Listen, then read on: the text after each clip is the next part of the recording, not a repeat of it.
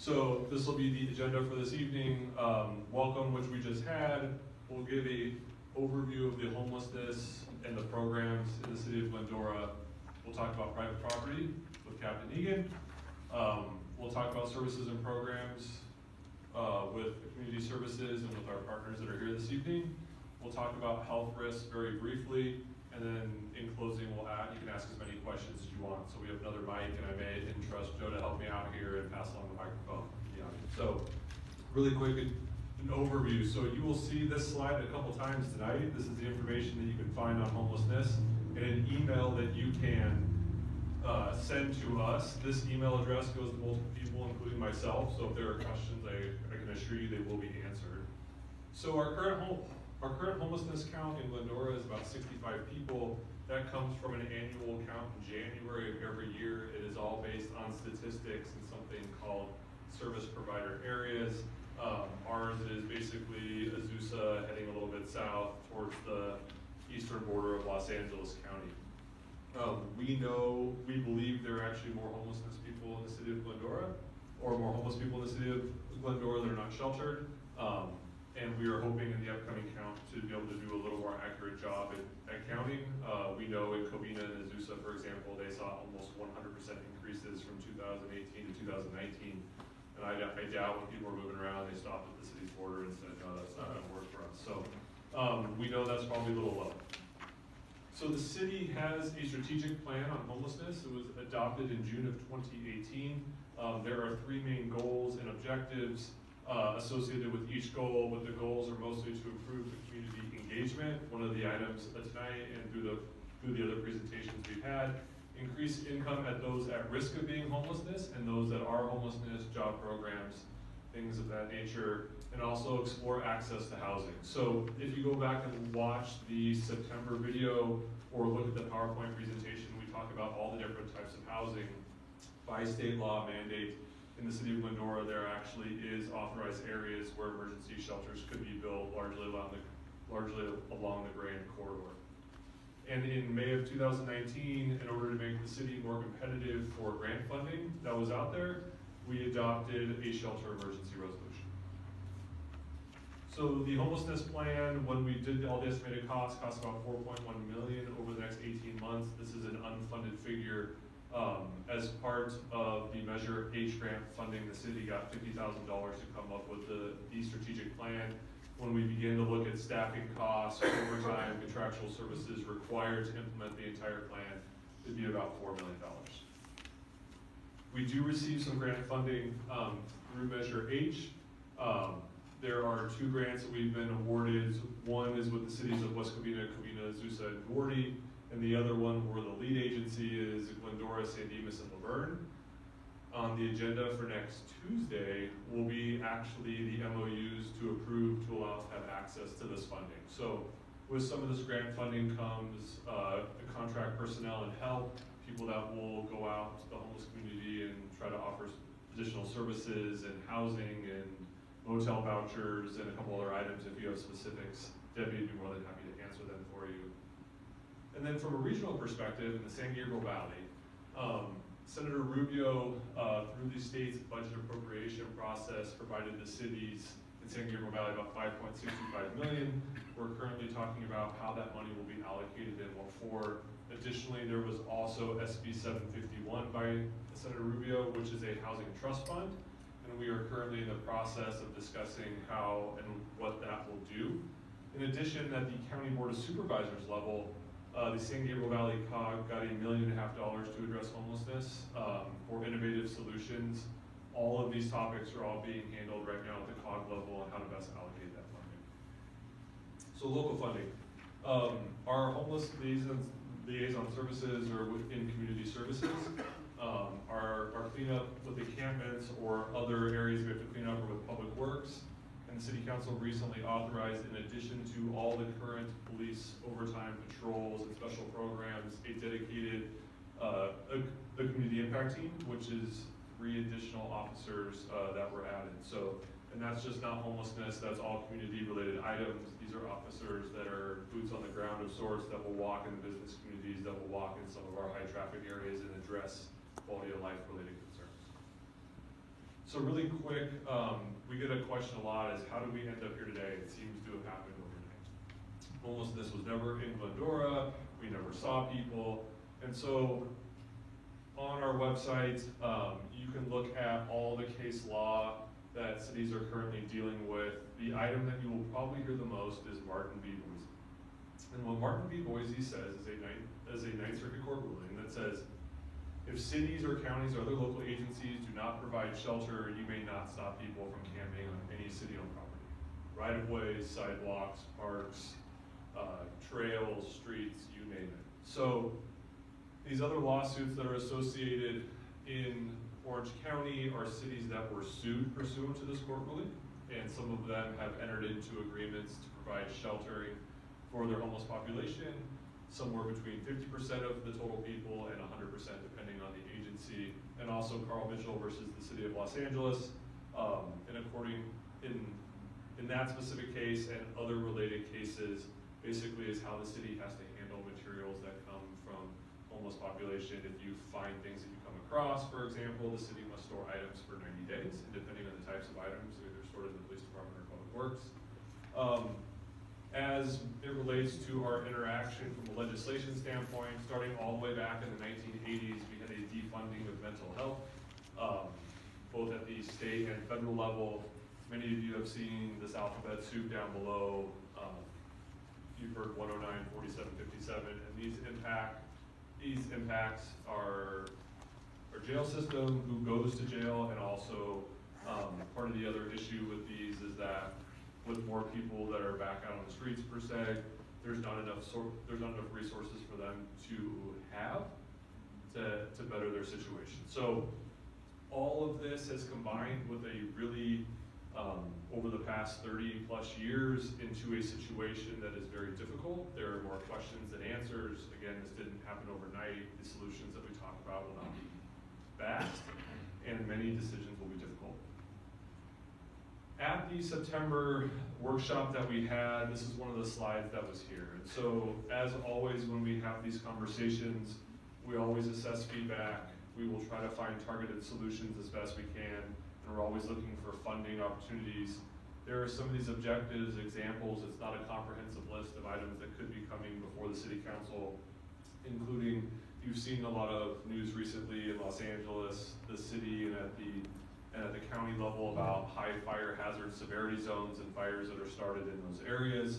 This area is very familiar. We've talked about the anti-camping ordinance, potential shopping cart ordinance, evaluating housing options, environmental design strategies to eliminate opportunities where we don't want people to be, and also city staffing levels, health and safety concerns. So all of these items, in one way or another, will make their way back before the City Council. And with that, I will turn it over to Captain Egan, who will talk a little bit about private property and what can and cannot be done.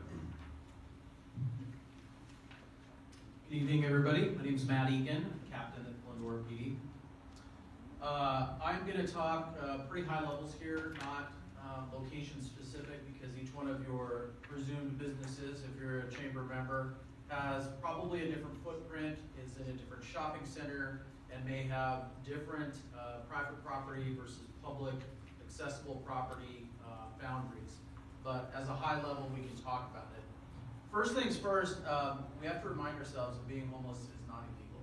And so a lot of the first call for homeless-related issues is to the police department, which could be the right call and it could be the wrong call. So I just want to put that out there, that there are many people out there who are not committing crimes but are experiencing a state of homelessness. And when a police officer walks up to a homeless person, there is almost immediately an adversarial relationship between the two of us.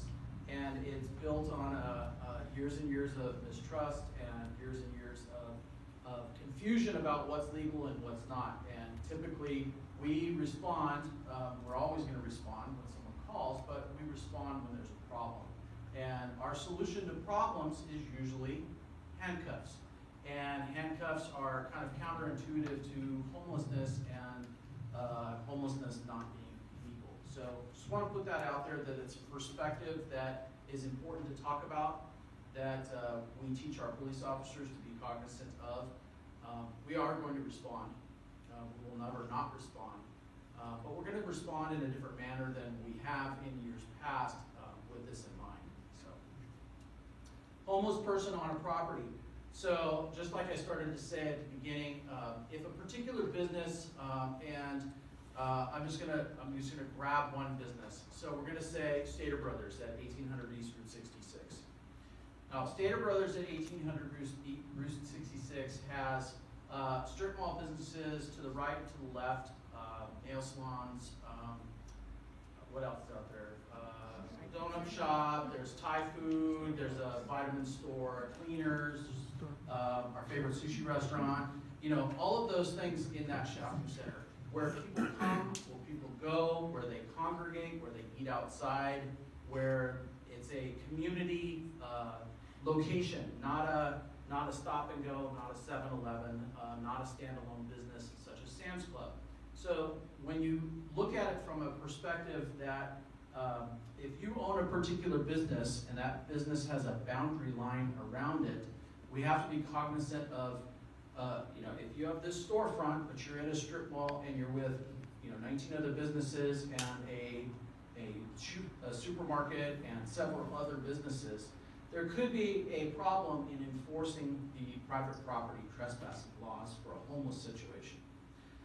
The district attorney's office spoke at our homeless meeting and talked about how trespassing violations can't be prosecuted unless that person has been duly warned and cited by the police department either personally by the property owner, not the business owner, but the property owner, the person who actually owns that land or the representative thereof. And they have to have a previous conviction for them to even prosecute that offense. So the challenge for us when we come out and try to mediate this and move or deal with a homeless person and still be receptive to a business owner or a shopkeep owner or someone who's a chamber member is that we're bound by not only the law, but we're bound by what the district attorney can actually do, and so we have to be cognizant of that. So it's worth mentioning that there are rules and there are laws we can enforce, but we have to navigate those in a legal manner so that we don't violate the homeless person's rights, and we try to find that happy medium for the shopkeep owners and the homeless person at the same time. So what to do, who to call, what to expect. Debbie Lopez is a great resource. She's going to talk about resources that she can offer. The police department is a good resource, although, as I stated, there's an adversarial relationship between homeless contacts and the police that's going to be evident for, at least for the remainder of my career. We are that point of contact many times, first and foremost. If you encounter a homeless person that's laying across your business front, you can't even open your front door, that's the time to call us. That's the time for us to come in, intervene, get that person up, identify them, move them out of the way so that you can operate your business. But again, is that sidewalk in front of your door, is it yours? Is it community property or is it public property? It's going to be a challenging landscape. So that brings us to, so what to expect? You're going to expect seeing police officers there. One, maybe two. If it's a quality of life detail where they're walking the downtown business district or they're walking the shopping centers, you're going to see officers on foot be talking to those individuals, even when no one calls. That's the whole point of this, is to make contact with them. And in their toolbox that they carry with them, figuratively, is Debbie's tools. What we have for resources, point of contacts, things that we can provide to them, resources. Now, a lot of questions we get is, don't you or can't you arrest people?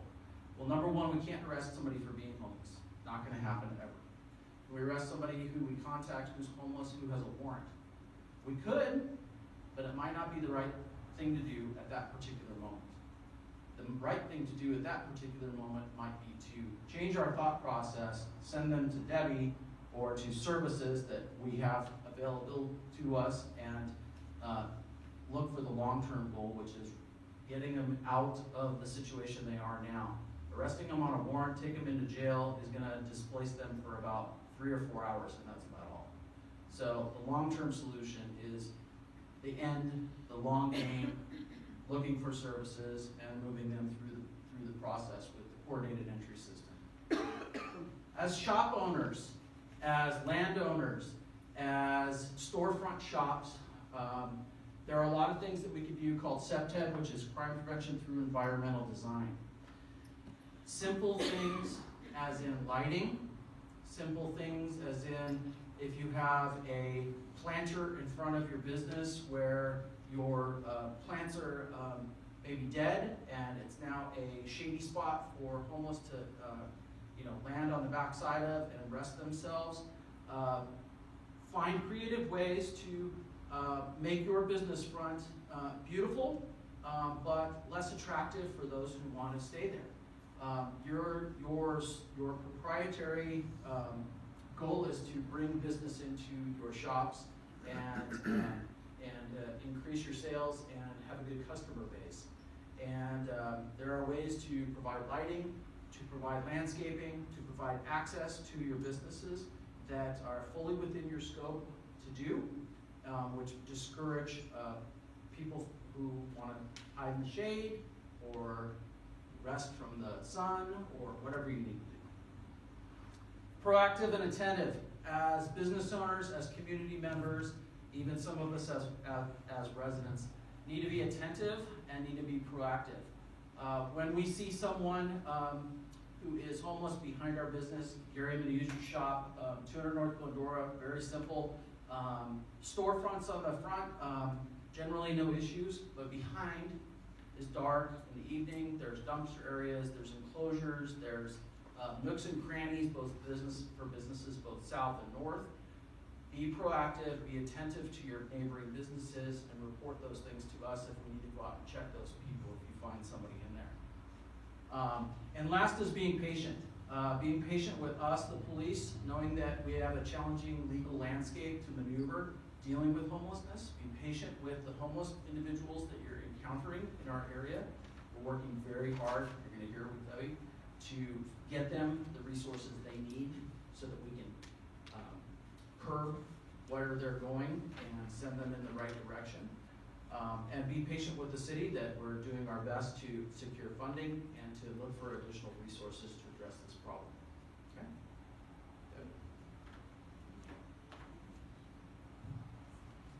Good evening. My name is Debbie Lopez and I'm with the Community Services Department, and I'm going to go over our resources tonight. Our main resource that the city has is our resource guide. It's online and it goes over, there's shelters in here. They're not super close, some of them. We have basic needs. We have the food pantries and different areas. But we have these in the back, and then we also have the short version. But one of our main assets and resources are LASA. I have Elizabeth Eager here from LASA and Danielle Aceto from LASA here. They're one of our great resources. And then also I have to call up Maria Lopez from Union Station Homeless, and she can go over some of the resources that are available to us right now.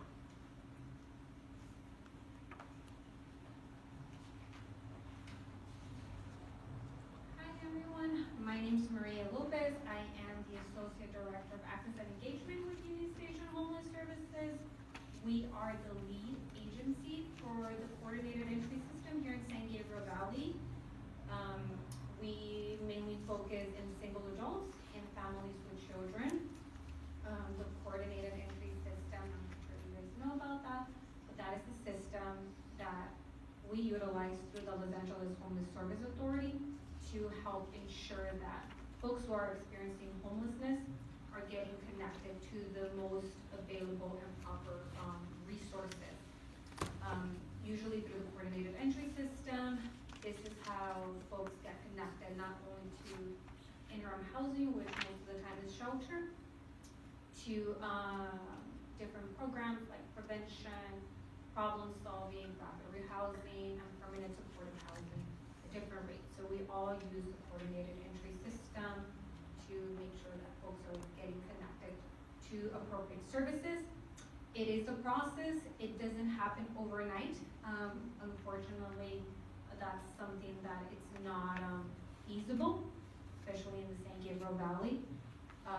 But one of the ways that the business community can support helping folks get connected to the program, to the process, it's through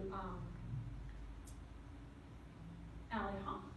I left a lot of flyers in the table. Basically, Alley Hop is a portal that was designed a little bit over a year ago, and it was designed for folks like you, for constituents, for business owners, for law enforcement, for anyone in the community that was seeing their homeless neighbors in front of their businesses, next to their houses, in their parks, while they were driving to work.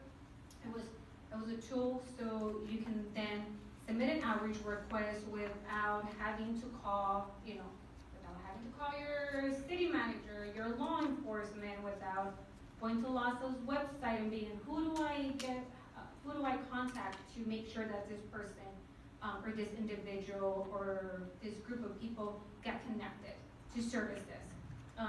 It's a portal. You can use it in your phone, you can use it in your laptop, tablet, anywhere. It has 10 languages.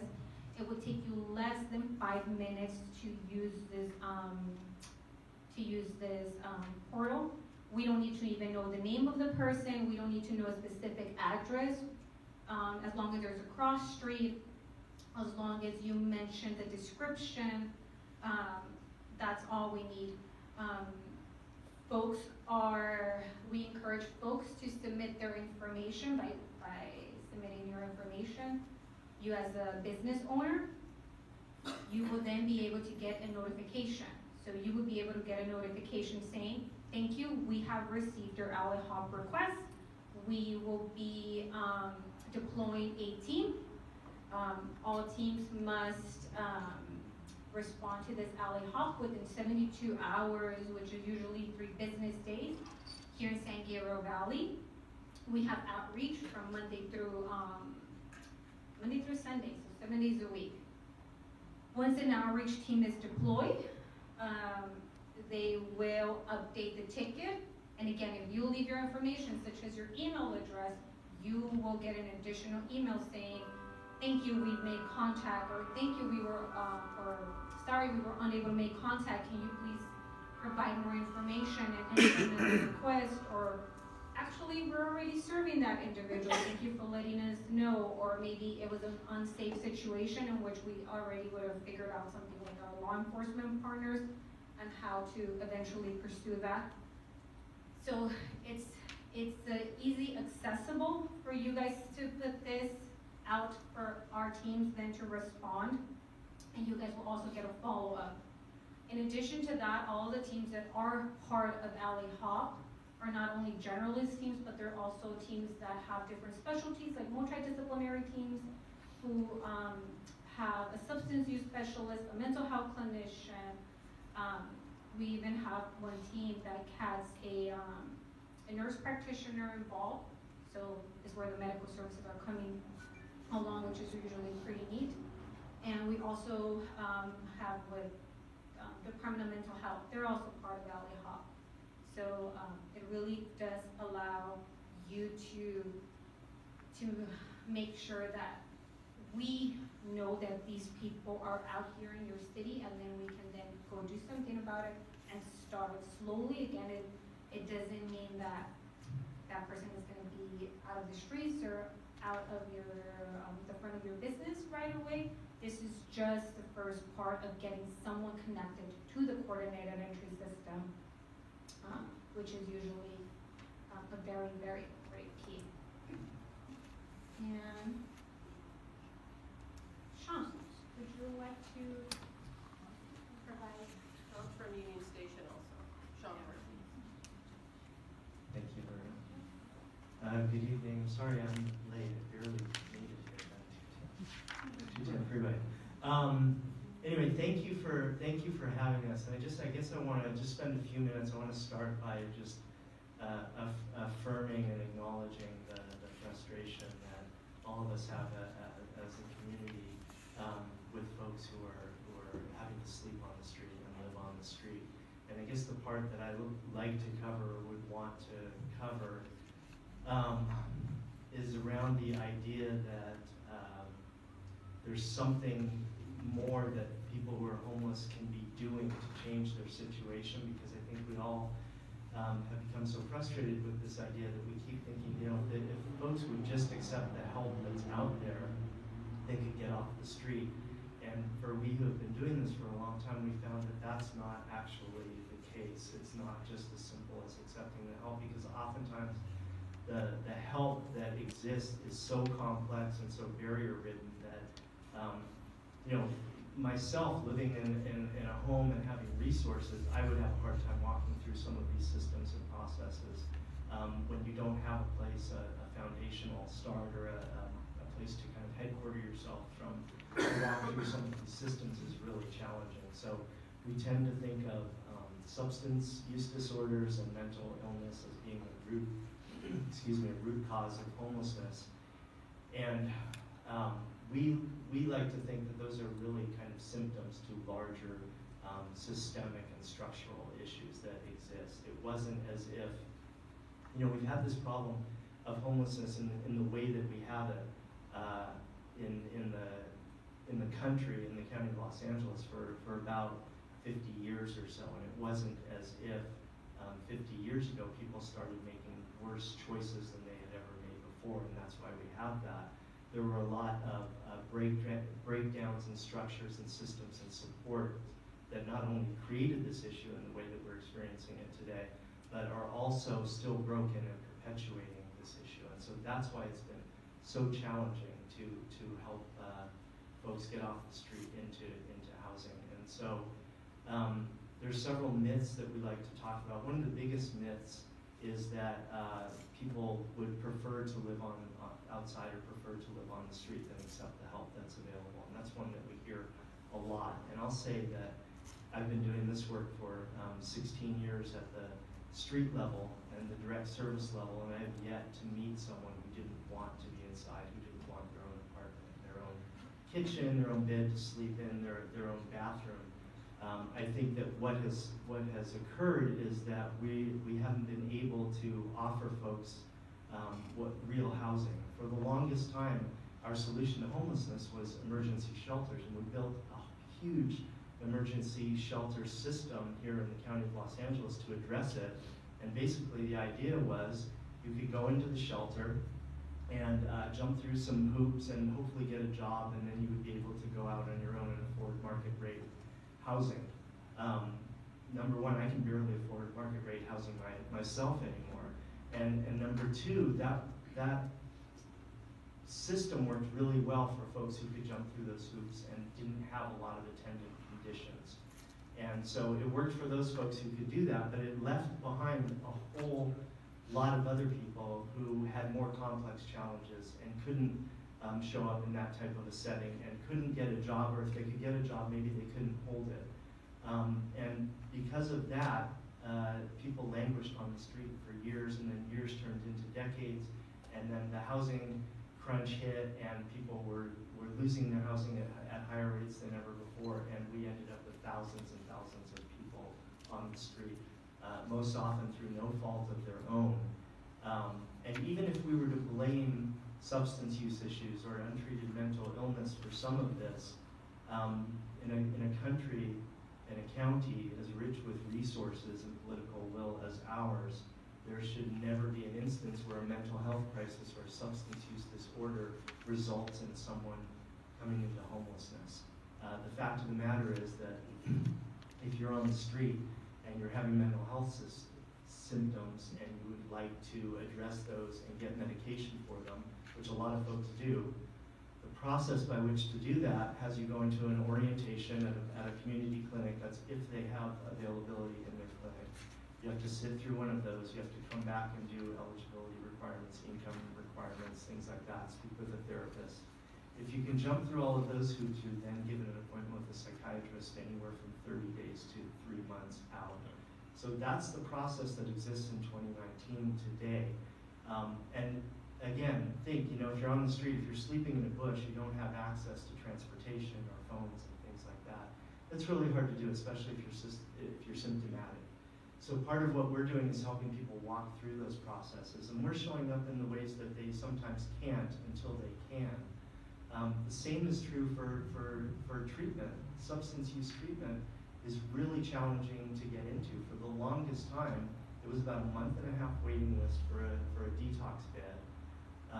And you had to call every day to maintain your name on the list, and up to 4 months to get into an inpatient treatment bed in the county. And that's just something that is so, I mean, that's something for people who have homes that's hard to do. But for people who are sleeping, literally sleeping outside on sidewalks or in the dirt, it's nearly impossible to walk yourself through these processes at the same time trying to figure out, you know, where you're going to sleep, what you're going to eat.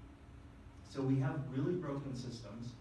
And at the same time, we have, I would say, probably about 90% of the folks who are homeless on the street in our system, and maybe even a greater number than that in Glendora. I'm not sure of the exact numbers, but these are folks who are in our system who've been identified, triaged, and prioritized for different housing solutions, want to be in housing. We have hundreds of people in San Gabriel Valley who actually have housing vouchers in hand, and we just can't find the housing for them. So that's really the barrier. It's not that people would prefer to live outside at all. It's that there is no place to put folks. And this thing just kind of, you know, it starts to wear on people. And then we have, you know, Measure H was passed. And so people are wondering, you know, there's all of this money flooding in. Why aren't there any solutions happening? And the reality is last year, we housed over 21,000 people. We housed almost half of what our homeless population was in LA County, but another 24,000 people fell newly into homelessness. So we're running to stand still, basically. We have landed on the solution to homelessness, and we know what that is. It has to do with homes and intensive support system, intensive support services in place. But the fact of the matter is we don't have homes, and at the same time, more and more people are falling into homelessness, and a lot of seniors are being priced out. The rent prices are going up by 30%, and for static incomes like retirement or disability, if you account for the cost of living, those are dropping by 3%. People can't stay in their homes anymore.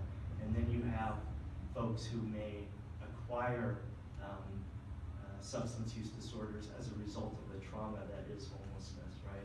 You have people who didn't have mental health conditions who, after years of the trauma of homelessness, begin to have symptoms of mental health issues. So I guess part of what we're trying to say here is we have a solution, we don't have the housing, and we're trying to help people see that and it's hard to do after a while because, again, this situation starts to wear on us. You know, we have compassion fatigue after seeing people over and over and over again. But I really want to drive home the fact that people who are homeless are experiencing a temporary traumatic event in their life. Homelessness is not a defining personality trait or characteristic. It is a temporary event that is highly traumatic and leads to a bunch of symptoms and conditions that we look at and that we see. And that what we're really talking about when we talk about the problems of homelessness are some behaviors that are happening out on the street that are highly visible, because when you live on the street, everything you do is visible to everybody. When you go into housing, and we know this for a fact, those conditions begin to clear up, and you attach intensive support services to those. People are paying 30% of their income. Everybody who's living in housing is paying 30% of their income. They have permanent intensive support services wrapped around them, and people begin to get better. So what we're talking about here and what we're hearing about are not the problems that homeless folks are experiencing in housing, because when people go into housing, those things largely clear up. What we're talking about is homelessness at the street level and the behaviors that are so visible to us. Behaviors that a lot of people are engaged in, but most of us are doing it behind closed doors. So if I have a mental health crisis and I'm living inside, that's not in full public view. If I have a substance use disorder, not everybody is witnessing that. If I have to use the bathroom, I use my bathroom. I don't have to find a place to go outside. And so all of these things are highly visible. So just the human face of homelessness is what we're trying to talk about here, that homeless people vibrate with the same longings, desires, hopes, and dreams that we all do. And they have those same wants as everybody in this room. And it's helpful to point out that if you had seen me 17 years ago when I got dropped off at the shelter, having spent years and years as an IV drug user and then later out on the street, I presented and looked much like folks do that we see on the street. And it wasn't because I was dangerous, and it wasn't because I was pathological. I was lacking sleep. I hadn't eaten. I didn't have a place to stay. I was suffering. I was in the grip of my own trauma. And I had 2 black eyes, and my lip was split up to my nose. I had a gash in my forehead. I had no underwear, and I was wearing 1 contact lens that wasn't even mine. It was someone else's. It was borrowed. And I was a mess. And I looked particularly scary. If you had seen me, I mean, I would have been scared of me, but that's not what was happening inside. And I just want to point out that when we're talking about homeless folks, they're human beings who have fallen into this circumstance, oftentimes by no fault of their own. And if it was because of bad decisions, we still don't have the systems set up to help folks kind of walk through those by themselves, and that's what we're here trying to do. So I think that's all I have to say, and so just thank you for being here, and thank you for listening.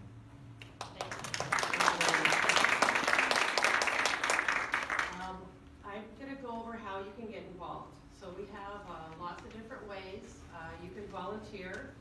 You can volunteer for our homeless count. We have our homeless count in January, and Daniela will be giving us information the next month or so about how you can volunteer. We'll probably put it up on our website, and you can sign up. By doing our homeless count and helping, that helps our funding too. Because, you know, the more we can count and the more accurate we can be, the better our funding and the better our resources. You can volunteer at Shepherd's Pantry.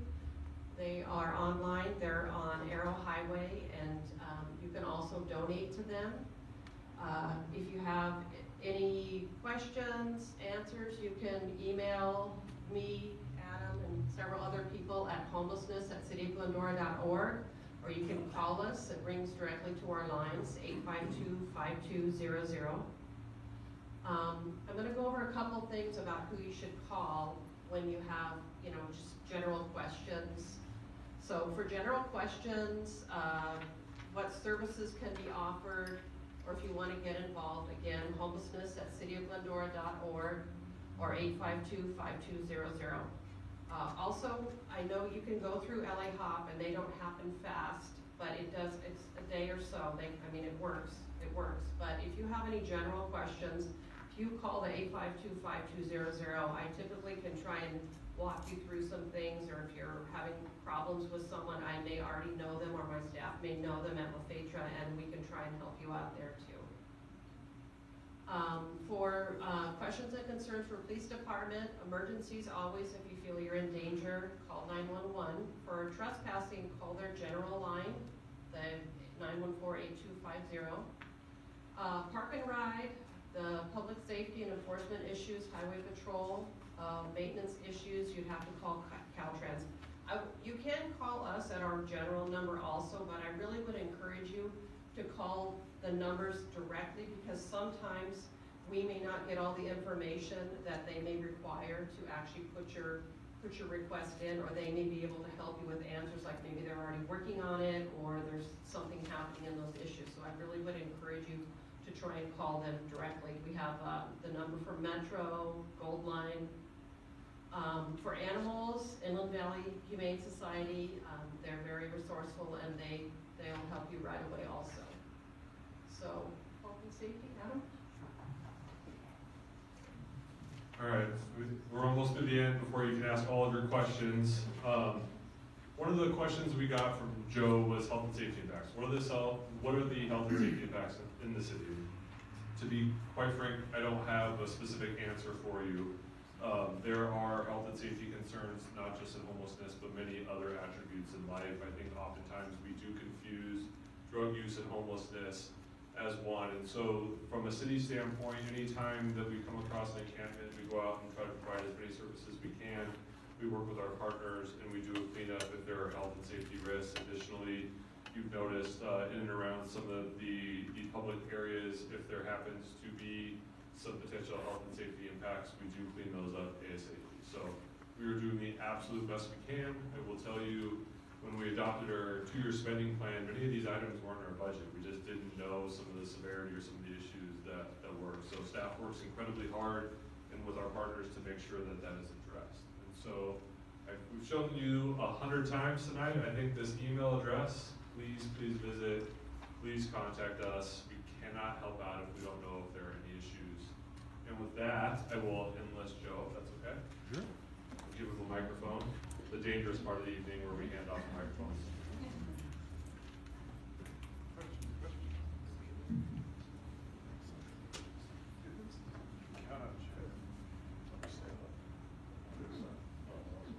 Hi, my name's Jim Hermanson, one of the owners of Spaghetti Eddie's here in Glendora. And over the years, we've had a homeless problem. I've worked with code enforcement and got signs up and so forth. But the question I had is, I forget, the police officer, I forget your name, sir. Matt. You were explaining that if there's an issue, because we had a homeless woman in front of Spaghetti Eddie's 2 nights in a row, but the police officers responded and they took her away. But I think you were explaining that you have to be very careful in how you do that, because of the adversarial issue that. But they did take her away, and I was a little confused on how you could take her away, because she really wasn't dangerous. She was just there in front of the restaurants, and of course, we lease that property. The property owner kind of relies on me to do a lot of things for them, but we're not the owner. So my question is, you did remove that lady, so could you explain again what are the particulars in reference to that on how, when it becomes an issue, that you did remove them, other than, even, I think you'd say even if it's a warrant, you may not necessarily remove that person from the property? So I can't speculate without doing a little bit of research on why that particular individual was arrested that evening. I can speak in higher value terms. If we go out and we have contact with any person, homeless or not, there's a multitude of reasons that a person could go to jail. If the officers searched her, they found drugs or they found something illegal, some kind of contraband, that person could be arrested on the spot. If that person has a warrant, they could go to jail for that.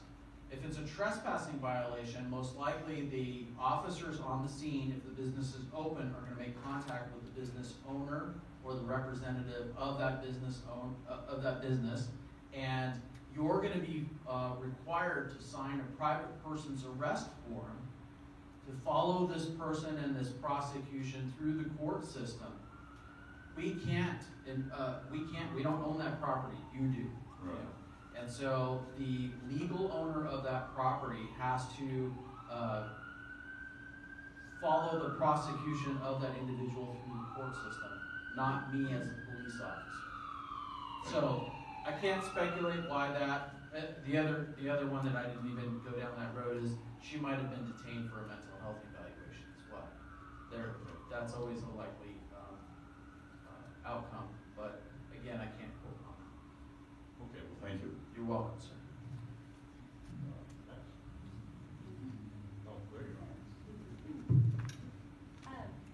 Hi.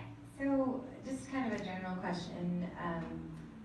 I think Sean, you might be able to help me with this answer, is that it seems that the common problem is like the slip into homelessness. We've seen the numbers increasing. So is there a resource similar to like a national hotline if someone is experiencing like they almost about to have that happen to them? Who would you call to sort of prepare for that?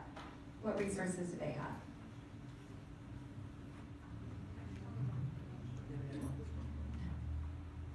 All right, we'll pass it along. Hi, so for folks who are at risk of homelessness, through the coordinated entry system, there is a, first it's called problem solving, so they try to problem solve, do they need to get connected to legal aid?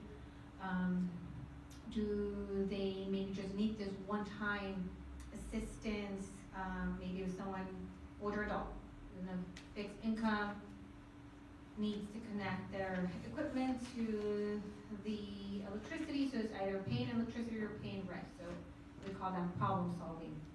If that's not, possible, then it's prevention. So there are prevention, services for folks who are facing either eviction or have received 3-day notice.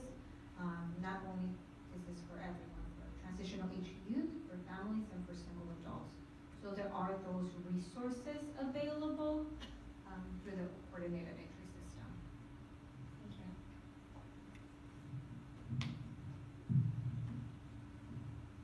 Thank you. I had a question about the coordinated entry system and I guess the greater continuum of care. So for where we are locationally, if someone enters the system and is going to receive services in LA, will they be removed from our specific service planning area if services are not available? Kind of how does that work? Okay, so for the coordinated entry system, so in addition to LA Hop, which is where an outreach team comes to them, we also have coordinated entry system intake sites. There is not the closest one to Glendora is, I believe, maybe the one in Monrovia, or the one Foothill Unity Center, or the one here, or the one in Lamont. I think Monrovia is the closest one. Pomona, a little bit farther. So most of the resources are provided for these individuals here in the San Gabriel Valley. The one thing that we do lack in San Gabriel Valley is interim housing, which is shelter. There's only 2 shelters for single adults. One in Pasadena that holds 37 male beds, 37 male beds, 19 female beds. And the one in Pomona, the last time I heard from them, they had about 124 beds. So in some instances, if folks are, if we are able to connect folks to shelter, they will be going outside of the San Gabriel Valley because we don't have that. In the instances where they get connected to a housing resource like a Section 8, they might, we do have folks where they find a unit in maybe Dow Gardens or Whittier or something like that, and then they're able to take that. But most of the resources we try to keep the local, because most of these folks have ties to San Gabriel Valley. They went to school here, they lived here, they have families here. So that is, yeah. Hope I answered your question. And I just want to add on, I'm Elizabeth from LASA. I just want to add on to what Maria is saying. I think one of the main goals that we do as a system is, especially with our outreach workers, is go to where that person is so that we can meet them where they're at. And then find out, what, like as Maria said, where are those connections? Because we find throughout the system that if these folks are connected to areas where they have the strongest ties and where they know the most, that is where they're going to be most successful. So it may mean having our outreach workers go out to that individual or that family, and we may not have an immediate housing placement, but at least we're able to enroll them into the coordinated entry system and get them connected as quickly as possible, and then from there connect them to different resources. Any other questions? Yeah. I'm Jerry Nicholas. I own Glendora Floor Store here in town. So it sounds like to me, you think there's 60, 65 now. You think that might be double. Only pragmatic thing is we have to get more temporary housing. So what housing do we have now? You said, and what number is that? And apparently the Glendora or the Grand Avenue corridor is subject to additional units. What is the cost of those? And so what's it going to take to get 120, 150 units here so the people that want it can go, and then the ones that aren't responding, we can do something else with it. Because the ones that are having a problem with are not ever going with you to another home. We all know the problems, what's going on. But we got guys taking off their clothes in front of our stores, using the rear of the store as a restroom. These people aren't they're not gonna go to your program. So we gotta get the ones that can do the program out of here so that you can help them.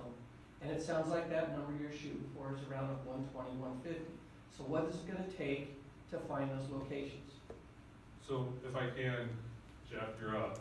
I got out of this for free. So Jeff is our community development director, and he'll give a brief overview on the types of housing that are in Glendora. The number of shelter beds zoned, there are currently 0 built. So with that, that's a multi-layered question there. So we may not be able to answer on the cost question, but we'll do our best. So I think not to avoid answering your question directly, which is, we know how many homeless people are in the community, and so where are there places in Glendora where they can go right now for like a temporary shelter basis, which is housing that would, on an emergency basis, house somebody for maybe up to 6 months and provide certain services, connect them with LAWS and other groups to get them into whatever type of needs they had. There is what's called transitional housing, which is more of a longer temporary stay for 2 years, up to 2 years in a transitional housing situation, which is more semi-permanent. And then there is the class of housing called permanent supportive housing, which, as the gentleman from Pasadena indicated, that is what is viewed as the solution, long-term solution for homelessness throughout the region and the state. Permanent supportive, any of those types of housing right now, there is no housing within the city of Glendora that meets that category.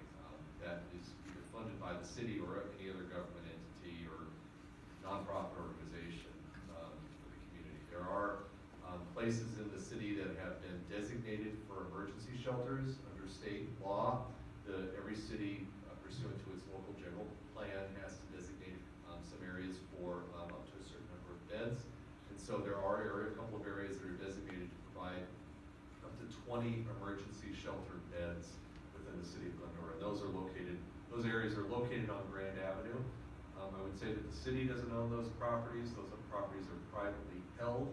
So it would take some entity, either a public or a non-public entity, to acquire the property and then to develop and build and then also operate those shelters. I think right now the city's, I would say, at the early stages of trying to develop ideas for some of the solutions that you're suggesting, but we're still quite a ways away of trying to put together all the resources up to the table for you to buy, build, fund on an ongoing basis to give that type of cost. So that, or maybe dovetail on what I said. And so, yeah, that's exactly right. I think that the workaround for us in that case is within the structure of the permanent supportive housing model.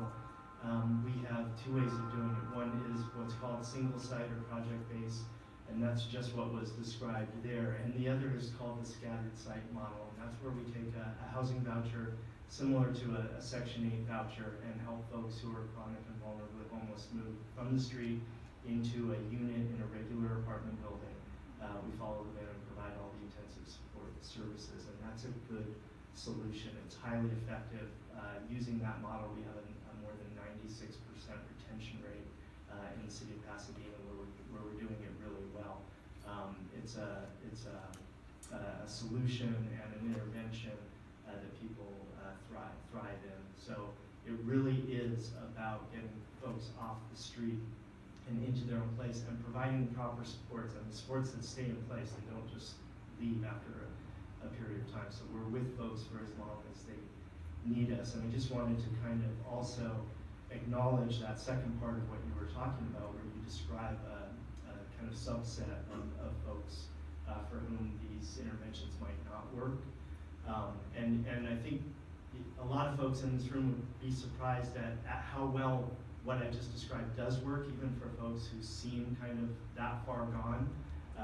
We have folks who are, screaming at the sun or psychotic, who are now living in apartments, thriving, paying their rent, receiving the appropriate services, and really stabilized. But there is, and we all acknowledge this, a very small population, maybe 1 to 2%, for whom those interventions don't readily work right now because they're not stable enough for that. And again, when we talk about that, we're talking about another systems breakdown. These are folks who, because they're not saying they're going to kill themselves, or they're going to kill somebody else, and if they're feeding themselves, even if it's from a trash can, they're not considered gravely disabled. And those are the kind of criteria by which we're able to force people into stabilizing solutions. So there is a move to change, to reform some of the definition of gravely disabled to allow us to help folks, and it's mostly an acknowledgement that when people are that far gone, if left on the street, they'll eventually die on the street. It's less to do with the harm they can cause others and more to do with the fact that they'll probably die. So we're trying to figure out how to kind of force those solutions for the people who just are not there enough to be able to commit to those things themselves. But most of the time, if you offer someone their own room, their own bed, and enough love and nurture and support, people begin to stabilize. It's an amazing thing to watch. Even the folks that we consider the ones that would never be helped, I've seen hundreds of people like that who are leading productive lives right now.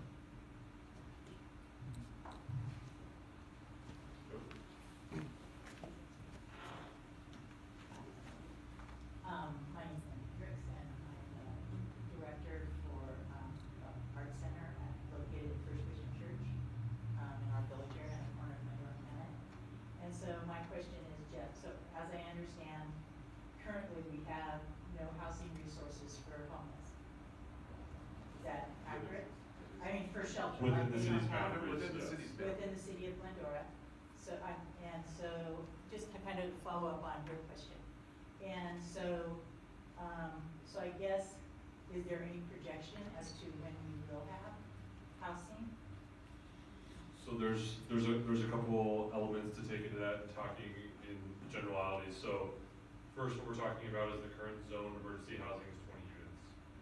As was indicated, those units are zoned in areas on Grand Avenue, just east of Arrow, on Arrow, not east on Arrow, just on Grand and Arrow on the northeast corner, and then on Grand Avenue just south of the Wash. There's those two small strips just south of the area. So those are privately owned. So if the city were gonna look at another area, we'd have to amend specific or other plans and provide additional places where they could be built, additional areas. There are also a lot of decisions that would have to come back before the city council. So as Jeff also said, we are currently in the preliminary stages of trying to address and look for some of those things. One of the challenges the city has in building it itself is we pay prevailing wage on a construction project. And so it is much better for us and much more cost effective if there's some private investment along the way and where the city can help out, whether it is looking at waiving permit fees or helping out with an environmental study and doing those items, all of which would be subject to council approval. But we then can build potentially a relationship with multiple people. So sort of what you've seen tonight is there are lots of people from departments and services that are all trying to work on this area. The housing is sort of the same thing. It's going to take a multiplicity of different entities and people all working together to come to solutions. We live in this city where almost every vacant lot is built on, so our options are limited there. So we are currently assessing what is currently zoned for temporary housing. We have been approached by developers over the past 10 years on supportive housing like that, and largely they look for land from the city. So we don't have a lot of that the city owns. So not to avoid your question entirely, but we are definitely looking at potential options. But that's one of the items we talked about earlier that we have to come back to the city council and have a much larger conversation about that what type of housing, how much of it, and where. So that conversation will be coming forward. Okay, so then as I understand, we're in the very preliminary concepts of providing housing. So it sounds like Homelessness in that Medora, with what we've seen recently, is not something that the people who lived here for a long time have experienced. It used to be that our city staff who knew our entire homeless population, and that is changing and changing quickly. So we are doing our best at this point to pick up the pieces that we have and try to move forward. And so we hope events like this and meetings like this, A, bring awareness, B, has some challenges and staff can work on those. And then we always challenge people to come up with ideas and say, hey, what have you thought about this, or have you thought about that? Because it's going to take many of us to come up with solutions, and housing is a difficult topic in the best of days. talking about items such as homelessness. So definitely a public discussion for sure. Okay, thank you.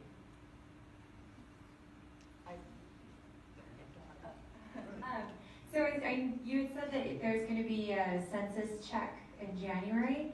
Is that going to be something that we can make kind of fun for the city and get like families and kids involved, and we can do like a night out sort of thing where it kind of? I'm not certain kids would be the best idea. Having two of them myself, I'm not sure.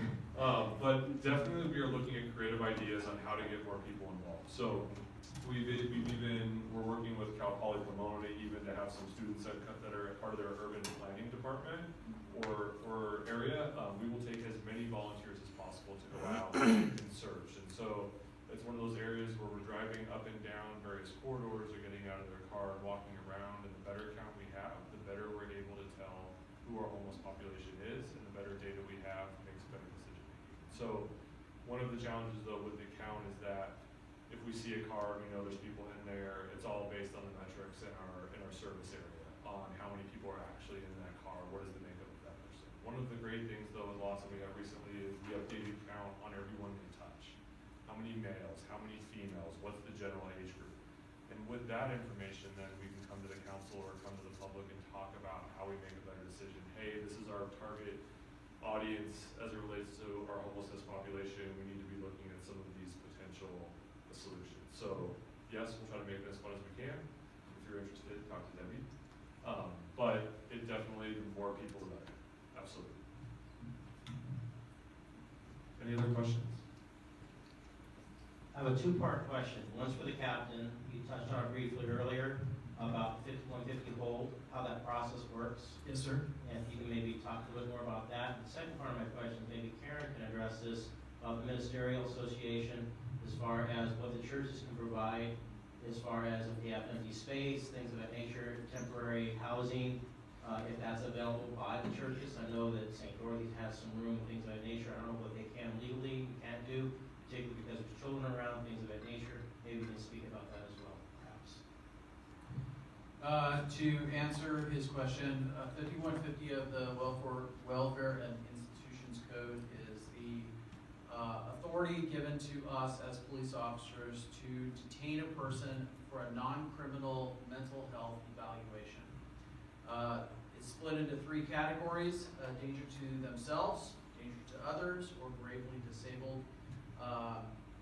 The terms are a little loose in between the two, but in general terms, danger to yourself is someone who has suicidal ideation or is in the act or has attempted suicide, and we have arrived, or a family member has arrived, or someone has arrived and intervened. That person can be detained for that type of detention and mental health evaluation. Danger to others is someone who, by mental defect, maybe some psychiatric condition, maybe imbalance of medications, maybe combination of medications and alcohol, or maybe something that's just unknown, but that person is being violent towards others. That's where we would intervene and go the route of the mental health evaluation. We would treat the symptoms with a care provider, and then when they're stabilized, if the person who was assaulted by that individual wants to follow through and press charges, we would return to the psychiatric facility and arrest them once they were stabilized. The third is gravely disabled, and that's persons who are nonverbal,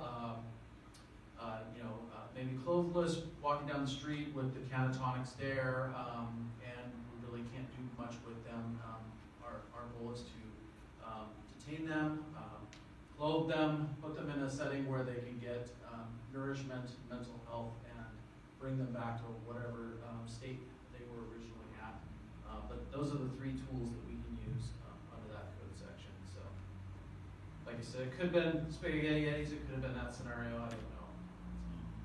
Another resource too, just if I may, real quick, on the City of Glendora's website, the Police Department tab, for you owners who have a physical footprint for your property, we have trespassing letters that you can sign and pre-designate us as Glendora police officers to act as your agents after hours. Just be cognizant, that's not a ollie ollie oxen free, I signed it, everybody who steps on my, my property goes to jail, it doesn't work that way. We will come out, we'll deal with a person, and it could even be a customer that's a problem customer that returns to a location a few times over. If your business is open, you will have to still make that private person's arrest. You will have to sign that form, you will have to follow through. The form that's on the internet under the police department's tab is meant for after hours. Midnight, we're doing patrol in the area, we know you have a problem because you've had 4 broken windows, that you suspect that there's an individual that's doing it. We locate that individual on your property in the middle of the night, we can make that arrest for trespassing without you even being notified in the middle of the night. So, it's just a tool out there for you. Before I hand it over, just really quick, with some of the various religious institutions that we have in our community, that answer is not going to be simple or anywhere across the board. It'll be dependent on each individual area. As we talked about housing, we do have the winter shelters that were coming up. Maybe we can touch briefly on that, but I'm not sure how much information you can or cannot share on that. That is a very complicated and convoluted answer. For the winter shelter, it will be moving to the city of Glendora December 16th. It will be at St. Dorothy's Catholic Church for 2 weeks, and then it will be at Glenkirk's for 2 weeks. But with the winter shelter, the guests are housed for the evening. They're provided dinner. They're given a continental breakfast and a sack lunch. But this is where this all comes together, is that in the daytime, when they are released from the shelter, Glendora residents have the expectation that those people leave the area. So that's where the rubber hits the road. So at the end of the day, housing needs to be provided. And to toss this back to you, the city council, with the support of the residents, decide, yes, that we will create housing and provide that. So the churches have lots of great ideas, but at the end of the day, it needs to be supported by the residents and by the leadership.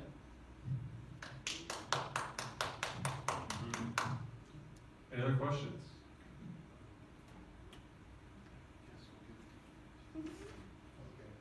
So, as business owners, what can we do to help? Lots of things. So one of the things we haven't talked about earlier is jobs, and so one of the critical components of having people get back on their feet is also having an income as well. So if you have a business where you think that if a person has been working through the system and is ready for employment, that you can provide employment or you'd be interested, we'd love to know about it. And also as businesses, you heard tonight about LA Hop and you heard about the city's phone numbers. And it's one thing to talk to each other, but it's another thing to engage the city. So we hope that you engage the city, you use LA Hop, you call us, and we're involved in the process. And also, as a business community, that you're understanding that we are doing as much as we can. We also have a lot of really difficult decisions as it relates to raising money, to finding funding, to trying to do those things to build the shelter. So whether it is providing job opportunities, providing a funding source, holding a fundraiser at your place of business, doing those other things to contribute, the answer is going to be as broad as the businesses are. But the most important thing is that the business community is engaged, that they ask questions, they come to these events and they participate, and they are willing to be a partner to help us solve this issue, and not just saying, hey, the city's not doing anything. I can assure you we're trying to do as much as we can, and if you could just work with us, challenge us, ask us ideas, that is a great starting point. At some point though, we are gonna need some support and money if we're gonna head down the housing road. And also, we have a lot of nonprofits that we work with that could also use the money as well for the services that they provide. So, any help is grateful, even volunteering is absolutely necessary. Of course. So, one other thing where you can help is, we've mentioned that a lot of folks are getting Section 8 vouchers. However, it is becoming more and more difficult, especially San Gabriel Valley, to get landlords that are willing to rent to them, because a voucher does come at there is a cap to it.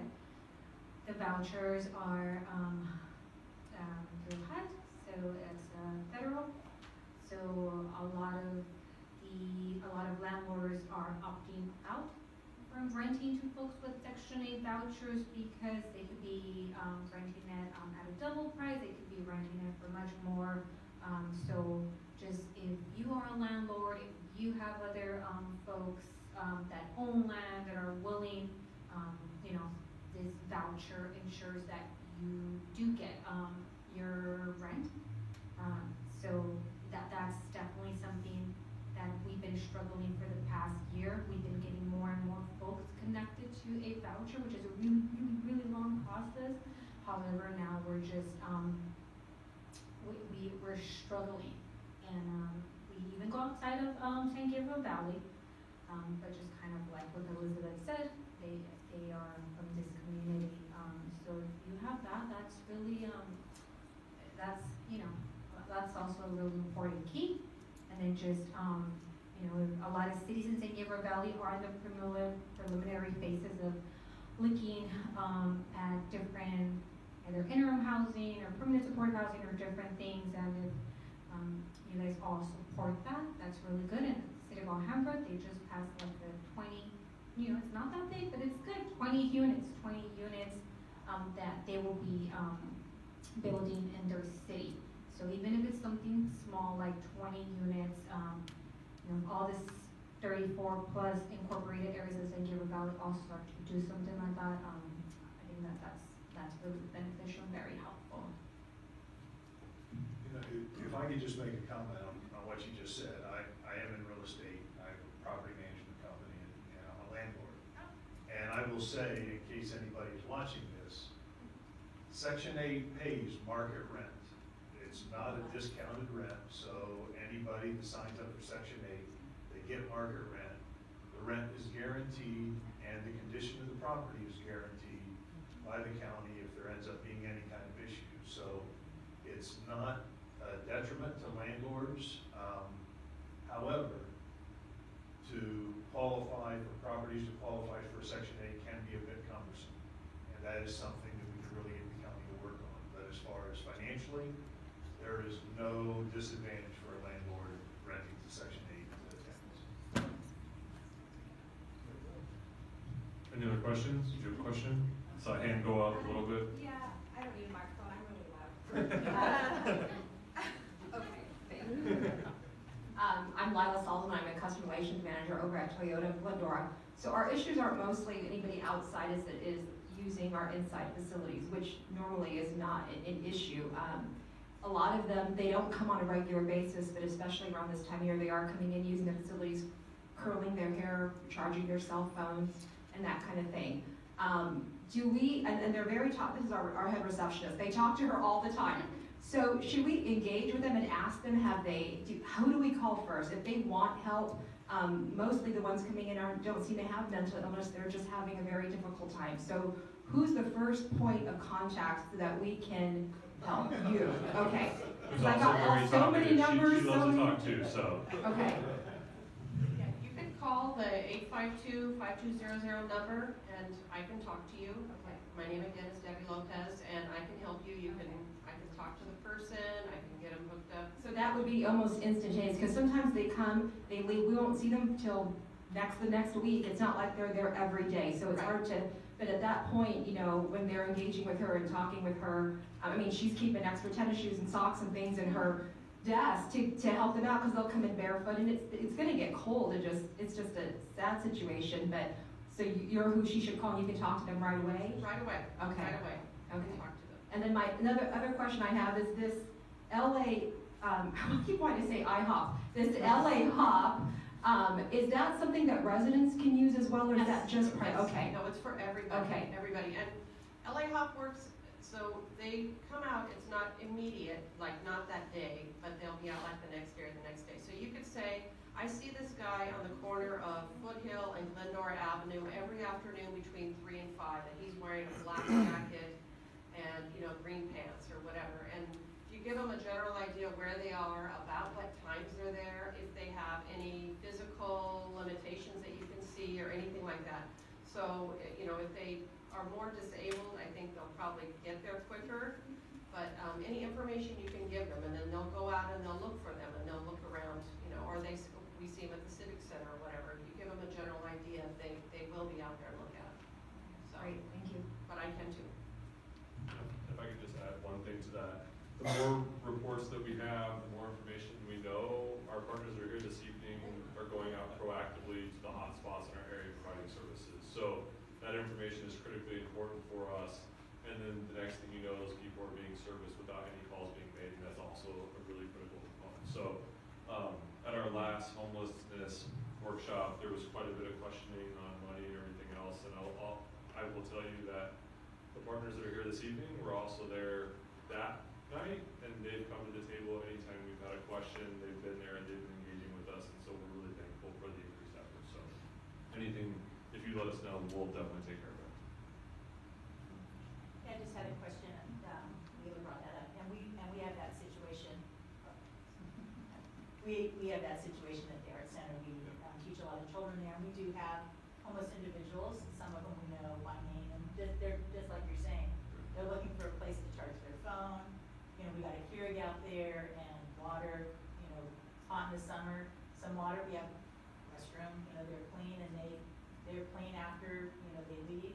And so, is there? I understand housing is going to take some time for us, but is there a place where we can provide like a day center resources where they can you could be there and set up shop and where they can charge their phones and have a cuppa and maybe get a haircut or So I just that is a multi-layered question there. I don't know if we're at the point to have a day center yet, but we definitely have lots of city facilities, and so I'll ask you to share a little bit about LaVetra. So at our last meeting, we talked a lot about the library, and so the services that are provided. And libraries are one of the city facilities, no matter what agency that you're in, that have an ongoing relationship with the homeless population. There's internet access, there's power, it's cool or it's warm, there's generally coffee there. And so it's quiet, and so people are comfortable. But do you mind sharing a little bit about your daily? So at the LaFetra Center, we get anywhere between, I'd say 14 and maybe 26 homeless people a day. They have their own little system that they have amongst each other, but the rule at our place is you have to be respectful and you have to clean up after yourself. So they can charge their phones, we have bathrooms, they get coffee, water. We're also a cooling center to everyone in Glendora when it's over 100 degrees. On the weekends, we're open Saturday and Sunday. So people can come there if they don't have AC at home or they're out on the street, they can come there and have use of our services. We have, a lot of people, when they first started coming there, the homelessness, my staff and myself, we would talk to them. They didn't want services. They kind of didn't want to be bothered.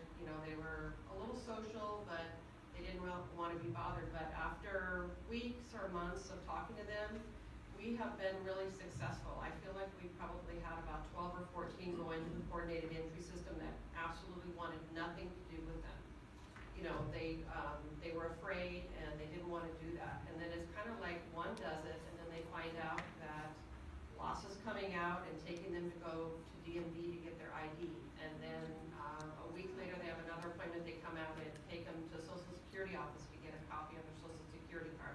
So once it's kind of like it takes off, people see the services that they're getting, and that I always tell them, you don't have to take the services. No one's going to make you do anything you don't want to do, but see what's offered. Get on the waiting list, see what's there. And I feel like we've been successful, and our seniors all have to fill out emergency cards. We make all the homeless fill out emergency cards. We get emergency contacts. They tell us their ailments, they're bipolar, they take meds. They tell us all their stuff. If you really just take time to have a relationship with them, you don't really have to ask them questions. They'll tell you everything you want to know. So, but I feel like we've been successful. So. Any other questions? Was tonight helpful? So, in closing, two things. Joe, thank you very much. Really appreciate the relationship with the chamber and you advertising for us and bringing people out. And the other one is when you exit, you have to go out that door. I know there's a door back there, but I'm